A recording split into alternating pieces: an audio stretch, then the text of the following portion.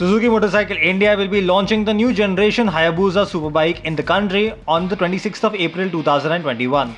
The third generation Suzuki Hayabusa gets an updated design, new features and a reworked engine which now meets the Euro 5 emission regulations.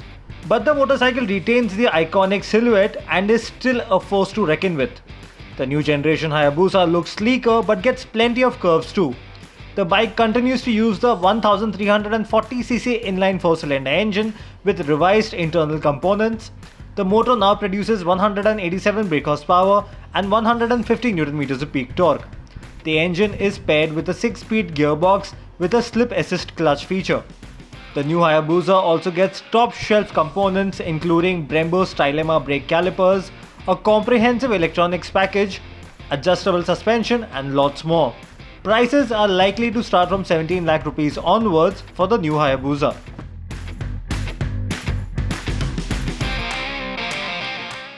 The new generation Skoda Octavia was slated to go on sale towards the end of this month in the country. However, in light of the lockdown imposed by the state of Maharashtra, the launch has been indefinitely delayed. Zach Hollis, Director Sales and Marketing Skoda Auto India, confirmed the development in a tweet. The automaker will be rescheduling the launch as the current situation improves.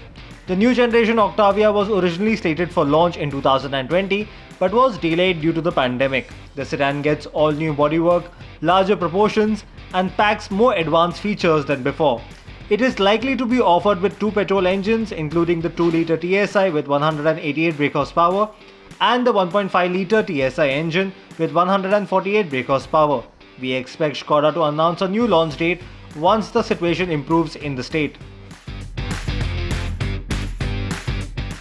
According to the sales report published by the Society of Manufacturers of Electric Vehicles, the Indian EV industry recorded a decline of nearly 20% in the 2021 financial year.